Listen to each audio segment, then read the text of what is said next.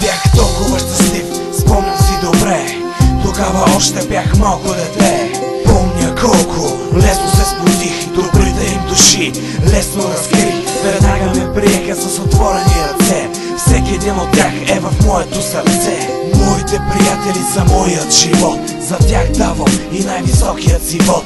Всеки ден се радвам на техните усмивки, големите усмивки през големите ушивки. Всичките ми спомени са свързани с тях. Как бях с цялото си сърце се смях. Аз съм сигурен, че те са до мен, макар и в омраза и тъга да съм пленен. Но да обичам не съм се уморил, няма нищо, което от тях да съм скрил. Бяхме просто хлопета. Бяхме просто хлопета. Бяхме просто хлопета. Настъпи деня, в който се разделяме. Пак ще се търсим, за да се споделяме. Само че няма да е както преди. Всеки ден по улиците, аз и ти. В този град израснали, в този град живяли. В улиците на града яко сме дивяли. Днес трима, утре двама, други ден съм. Аз ще съм далече, някъде там. Бъдеще теб те зове, мен ме зове. Цял живот ще помня вашите гласове. Братко, заминавам назад, не поглеждай. Усмихни се, тръгвай и се оглеждай. За всички мои приятели, за всички мои хора, за всички яки бички и за отбора.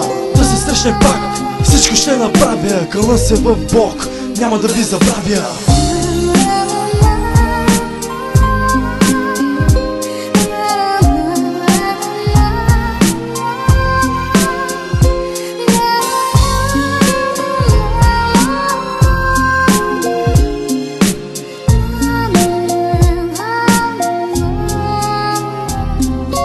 Нашите велики времена ще се запомнят. За нас лудите години да всички ще си спомнят. Ново поколение оставяме зад гърба си, а картела никога няма да смени стила си. Ще пораснем, ще заминем, ще имаме семейства. А сетили се за това, мъката въздейства. Въздейства.